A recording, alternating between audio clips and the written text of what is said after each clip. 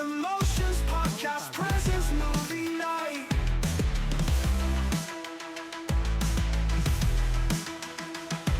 The Wrestling with Emotions podcast presents movie night.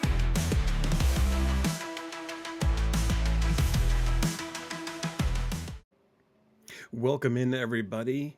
Happy Sunday, July 27th. We're coming to you with another movie review. That's right. It's the Wrestling and with Emotions podcast presents movie night, and today we're talking about another new movie, The Fantastic Four First Steps. I'll reiterate, not a movie podcast, but wanted to at least talk through quality movies in this area, since I think, I think I mentioned when I talked about Superman just a couple of days ago, I'd really kind of given up. I guess in a way I did. I'd really kind of given up on comic book movies. Everything just felt a little bit flat, but I really was intrigued by the look of this. I thought the casting was cool, and I liked the look early on of some of the characters that they had shown in the early teasers and trailers. I thought the thing looked very cool.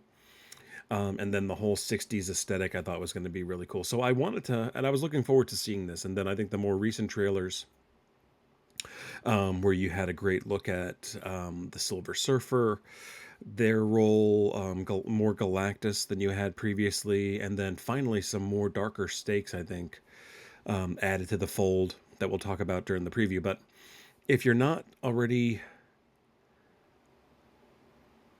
Yeah, if you haven't already seen this, then obviously spoilers. This is going to be heavy spoilers. We're going to go through the whole thing to include the post-credit scene and what that hopefully sets up moving forward. But again, today we're talking about the Fantastic Four First Steps. So this just came out just a couple of days ago. Had an opportunity to see it this week. It's already done really great box office, which is great for Marvel. I think it's a really great opportunity for them to kind of reboot the next phase of their programming. So again, this movie takes place in the early 60s. So we'll get through the plot, but really quickly, if you haven't seen already, the cast, it's headed, of course, by Pedro Pascal, who seems to be in everything. Vanessa Kirby, I'd only really known her from the Mission Impossible movies, the last few. And everybody else, I don't think I was really. I think I've seen the guy who plays the Thing, but I'm not really up to speed on a lot of his work. But either way, I thought they were terrific as an ensemble. I thought they made some really solid choices. So this is an opportunity. If you're not familiar with the franchise already, there was a failed. I don't even know if maybe it was made for TV. But there was a very, very early on, you can find it online, probably. You could probably even find it on YouTube, which reminds me, if you're not subscribed to the podcast, go ahead and join us up on YouTube, which is where you'll find this. Video is on the way. In fact, I almost shot a room tour today, so I'm looking forward to doing that and getting that posted up probably in the next week or so. I'm going out to WrestleCon in New Jersey this Friday. So I will be possibly filming some content there.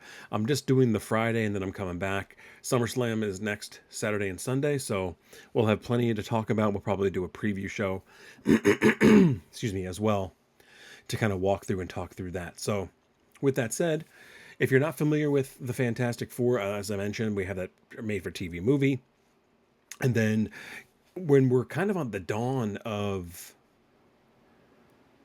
early comic book movies, you had the two Fantastic Four films, the Fantastic Four, the Rise of the, and then the second part was the Rise of the Silver Surfer. These are the Jessica Alba led movies, and I thought at the time they were good. Then there was the epic failure in 2015 when they tried to reboot the Fantastic Four for 20th Century Fox, and then of course after that, the rights, that's the Michael B. Jordan, Johnny Storm, or Human Torch. I never saw it. This did not look great. And then shortly after that, Fox was acquired, or the studio was acquired by Disney. So this has kind of been in the works as a property that was going to be reworked at some particular time. So great to see it finally come to fruition. And my understanding is that the Fantastic Four is going to be a big part of the universe moving forward, especially as we get into Avenger Wars, Doomsday, Avengers, Doomsday, whatever it's called. Anyways, so this plot, and right away we're told, this movie takes place on Earth 828. I don't know which Earth. The modern day, or I guess where all the other movies and TV shows are placed. But this is done in a way to help explain, and the 828 is a nod to Jack Kirby. His birthday is August 28th. But this is a way to kind of initiate that this is built in a different world. So it initiates the opportunity to prevent fans from saying, well, if the Fantastic Four was already in New York, well, why didn't they help out with Thanos and Loki when he attacked the city and things along those lines? So a completely different Earth, a different Silver Surfer than Norrin Rad. But we are welcomed with basically a quick overview, and this is one of the reasons that and I'll talk about the things I really liked. But we get basically a quick montage. We're right away into the mix. Again, not getting an origin story, but just getting a quick catch up, I guess, if you would, for people who might not be initiated. But it talks very quickly about the last 4 years of the Fantastic Four, their quick origins about heading into space and being exposed to cosmic rays on the mission that they were on, eventually giving them, superpowers. I thought they did a really cool job with this 4-year recap because they went through and showed different battles and them kind of coming to a maturity as a team. There's a great image of when they're fighting Mole Man, and it's a direct image, and I'll see if I can post it up on the video for this on YouTube. But it's a direct image that looks like the cover to issue number 1 of Fantastic Four from the 60s. So I thought that was a really cool nod. The imagery throughout this I thought was really cool. Because they still made it look period based, the 60s, but they still made it look like really cool and futuristic. So I thought that was cool. But you get the quick introduction of their first real battles with like the Mole Man, how that turns into a partnership or relationship, and a Sue Storm, from a diplomacy standpoint, founding the Future Foundation. And all accounts of this 4-year period is, yes, they fought some supervillains, but they seem to be the only superheroes that exist or that are known in this particular world. And they're basically celebrities, essentially, living amongst people. I mean, they are royalty in New York and around the world. So we quickly go through that. And this is one thing about the movie, too. The runtime is under 2 hours, which is crazy to think about in comparison to other comic book movies and other Marvel movies in general. So that was also a complaint from me mentally sometimes, is that we would jump from scene to scene very fast. And I'll explain that here, just a little bit, an example of that. But very early on, through that montage, we're greeted by Reed Richards and Sue Storm in their home bathroom. We find out that Sue is pregnant. Apparently, they had some trouble for a couple of years trying to conceive, but she's now pregnant. Of course, Johnny Storm lives there. Ben Grimm, the Thing, lives there. And I'm glad what they did in this movie, too, is a lot of the early Fantastic Four movies were very much centered around coming to grips with Ben's appearance and his physical changes. I think both the first 2 movies with Jessica Alba, that was a major plot point throughout. Here, you don't really get that. He's accepted. He seems to have accepted who he is and his plot and his plight, I guess is the word. But so that's where we kind of are. And so we're introduced to them. We now know that she is pregnant. And then I believe if you look at everything from an imagery standpoint, this kicks off in July of 64. Several months later, on Halloween, based on They're carving a jack-o'-lantern. Kids are in costumes on the street. We're greeted by a meteor shower, and the Silver Surfer appears to herald the arrival of Galactus. Within 16 hours, we're headed to space. We've figured out that Galactus and the Silver Surfer leave a trail of energy wherever they go. They're consuming planets. They're not just destroying them, they're making them almost completely disappear. So they go to space, all of them. Sue, Reed, Ben, Johnny. And here was the first problem I had. Sue is probably 2 months at this particular point because I think Galactus eventually, when they meet up, kind of does something from a power standpoint and induces labor on her pretty early. Baby comes out normal, obviously, and everything, and it could be because of its powers and resources. But women can't even get on I have no children, but I know that women can't travel on an airplane at a certain point within their pregnancy. Like it's either frowned upon or it's like you shouldn't do it at all. Travel is like inconceivable at a certain point. But she was cool enough to go to space. That to me was very weird. I think they still could have, and I understand that. So basically, when they go to space, they go to bargain with Galactus. They meet him for the first time. They get a little bit of backstory, etc. And then he basically says, and you've seen this in the trailer as well, I'll spare Earth in return for your unborn son, because that child has like immense cosmic powers, and essentially he would allow Galactus, who's forced into this role to continue to feed on these planets. It would free him in a sense, and the child would be able to take his place. And like I said, he makes or induces labor for Sue. So I understand why Sue was there, because obviously that sets up the plot point around how the baby could simply end this for the world, for Earth to be saved, and that eventually becomes a storyline and a quick thread that they fix.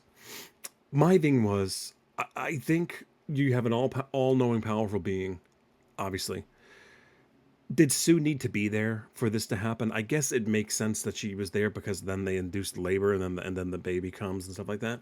But it just seemed very weird to have her on this dangerous, incredibly dangerous mission when she's this far along in a pregnancy. Maybe nobody else was thinking about this, but I was like, this seems a little bit off.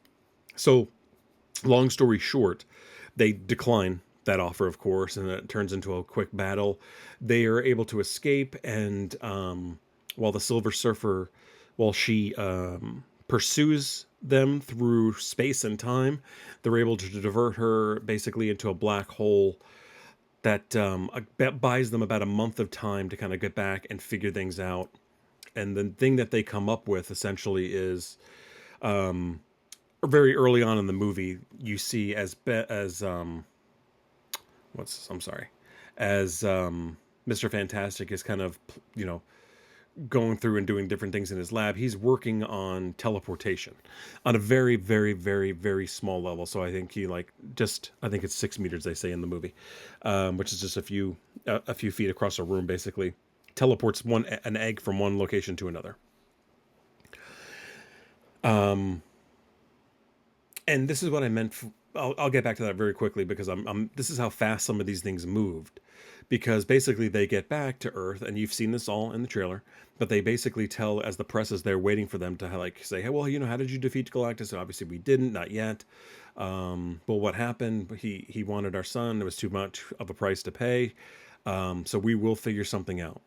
So now the world is essentially turning on the Fantastic Four for essentially feeling that they're being selfish, one child to save the entire Earth.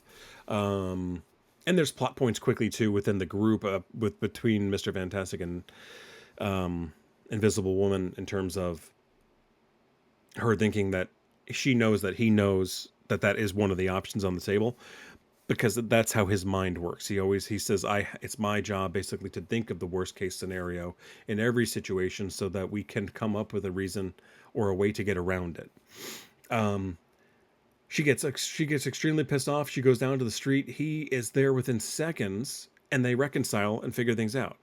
And then the next scene is them or her talking to an angry mob outside of um, their headquarters, the Future Foundation, about essentially like telling her family's life story and how she's not going to give up her child and how we're all family, and how she considers everybody out in the world a part of their family for how they've been embraced, as they become the Fantastic Four. So that basically turns now everybody's cool again, and hey, we'll figure it out.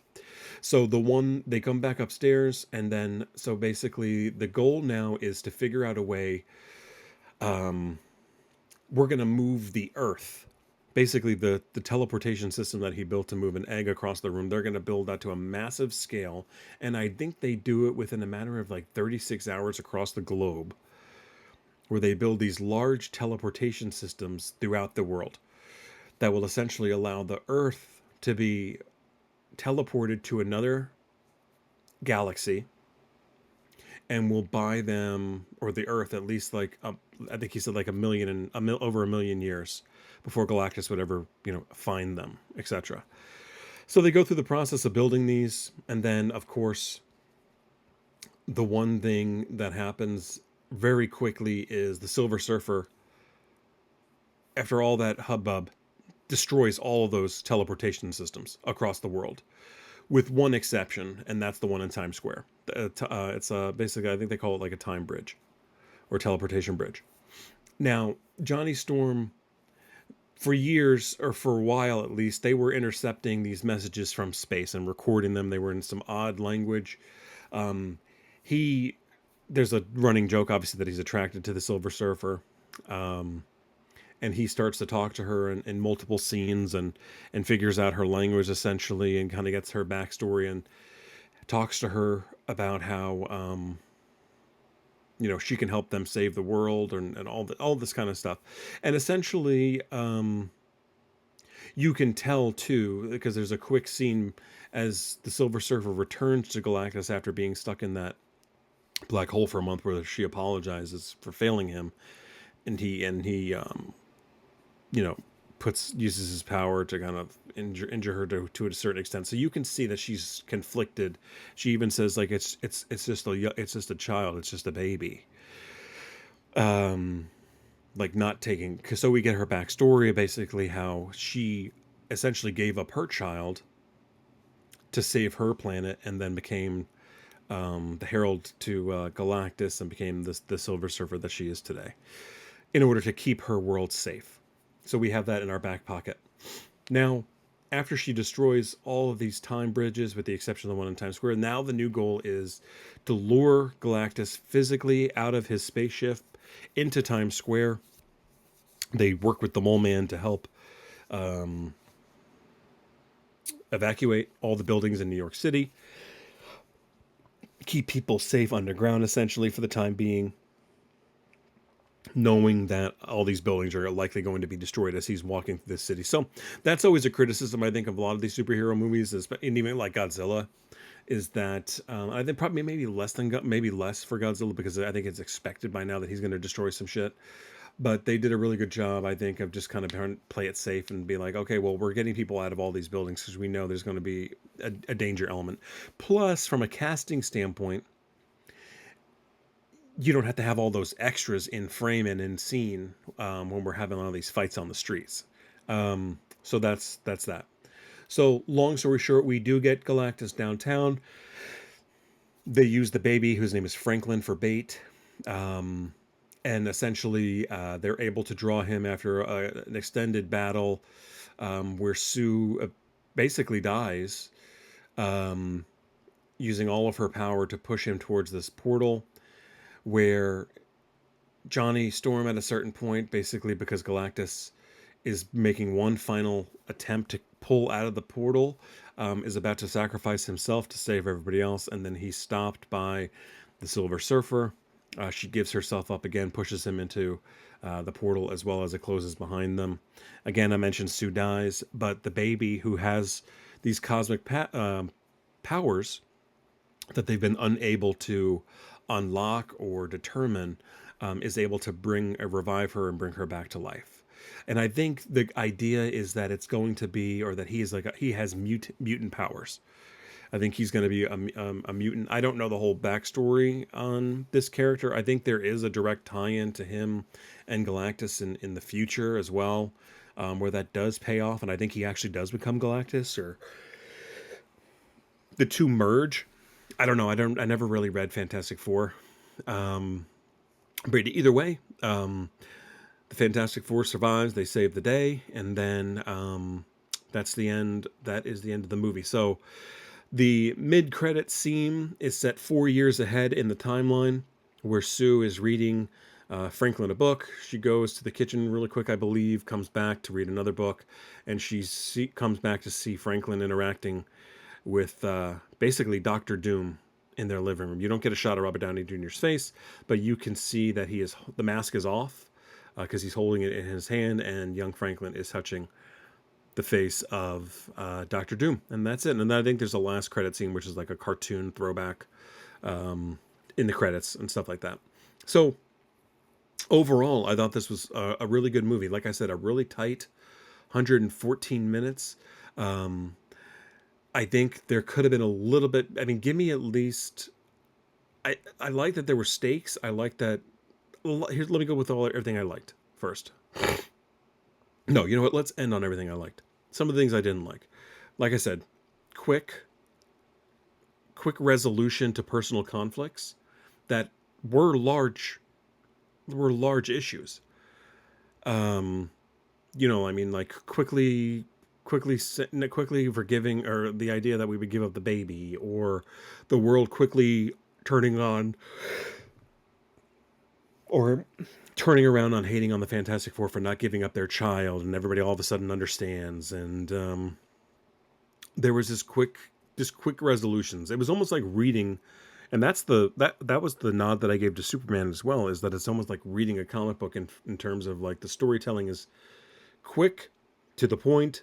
We're on to the next thing, and by the time you realize that like everything is done and the movie's over. So I think they did a really good job for the most part of like keeping that flow. I just would have liked to see a little bit more exposition to kind of clear up some of those personal issues. Like I said already, I didn't understand her going into space, but I guess that's what had to happen in order to induce early labor. So there's that point that I thought was just odd. The teleportation of the Earth to a new galaxy after just doing it on a small scale with an egg, I thought was a little bit of a reach, even though it appeared to be working before the Silver Surfer came in and destroyed all those teleportation portals. So I thought that was all interesting, or different choices. What I liked, like I said, the casting. I mean, Pedro Pascal, I like him. I think he gets criticized, and a lot of people do this too. When like he is the guy right now, right? Like he's in almost everything. Anytime you turn around, he's in something. Commercials. So I think there's a chance for burnout with him. But he is such a likable guy. So I thought that was a great choice. I think everybody on that team was a really quality casting choice. I loved the look and feel of the movie. Like I said, that 60s vibe. The costumes, they looked futuristic and uniform like, but they looked like they were wearing like high quality wool sweatshirts and stuff like that. So very cool period piece. Like I said, I liked a lot of the nods to the books and the comics, with some of those throwback scenes that were like directly pulled right out of comic book pages and covers. So I thought that was really smart. What else did I like? Soundtrack was fine. The score and everything. I know people love that Fantastic Four song, or at least it's catchy enough for people to remember it enough. So overall, I thought this was really good. I thought Galactus looked really cool. There was a lot of hate early on, and I think this is where I need to learn to, like, Twitter or X, whatever the fuck you want to call it, can be one of the worst platforms in existence for people just to shit on everything. And I know you probably listened to a lot of the shows that I've recorded where I just shite all over different wrestling things, and so it's the kettle calling the pot black or whatever the expression is. So I get that. But man, very early on, like we just had early screenshots of like Galactus heading to New York, and that people were like, his size is way off. If you look at those early books, like his size was able to fluctuate. So in certain scenes in the comics, like he was no bigger than some of the buildings. But I think they course corrected either because it was an early mock up during the teaser of what Galactus would look like. But they made him from a scale standpoint incredibly imposing.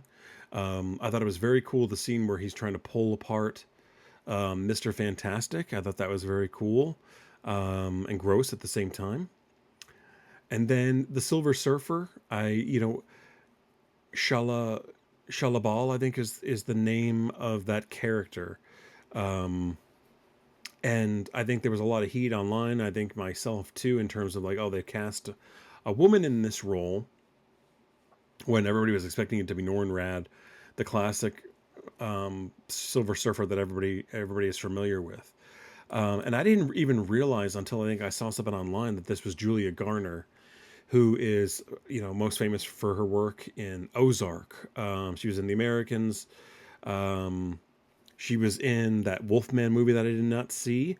I need to see. I'm looking at her credits right now. Sin City, a Dame to Kill For. I need to look and see where she's in that. And then she's in that new movie too that's coming out. Um, oh man, it looks very cool. It's a horror movie as well, and I think Josh Brolin is in it. Um, oh God, it's gonna eat me up. What is the movie that she's in?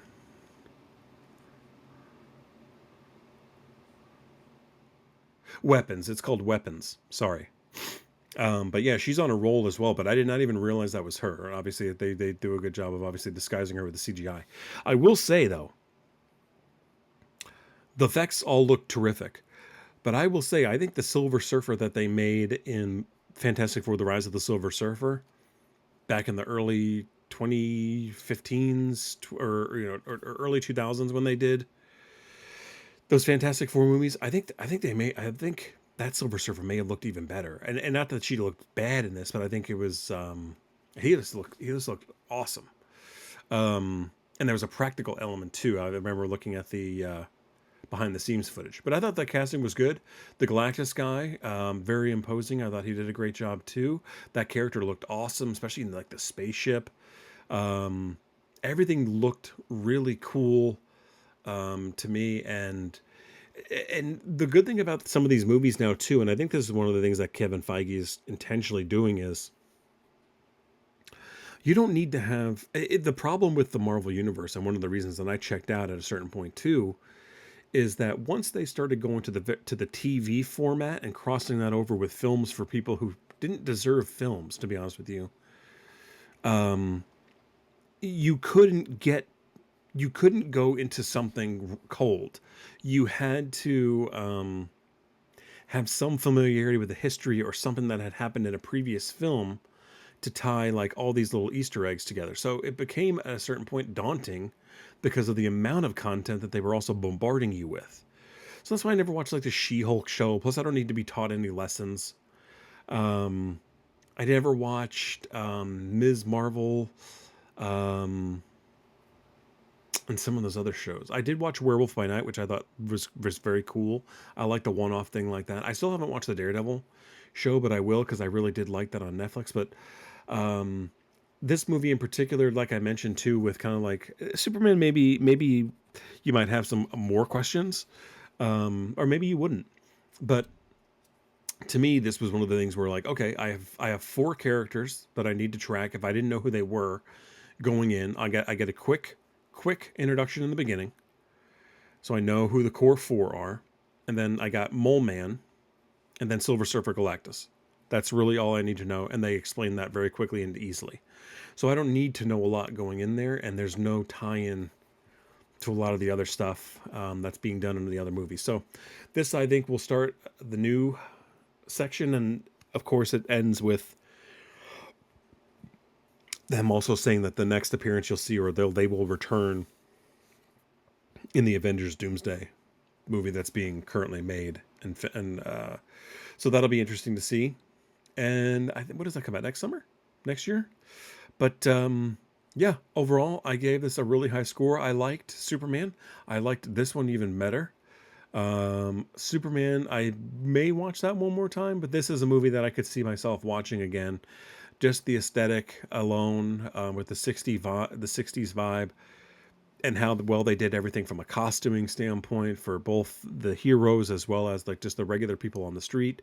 The vibe in New York, I thought it was incredibly well done.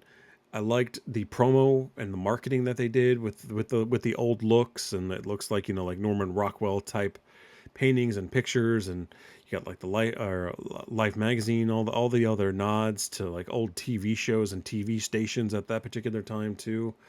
I just think they did a really good job. So if you haven't checked this out, definitely do. That is my review of the Fantastic Four. First steps. Enjoy it if you haven't seen it already.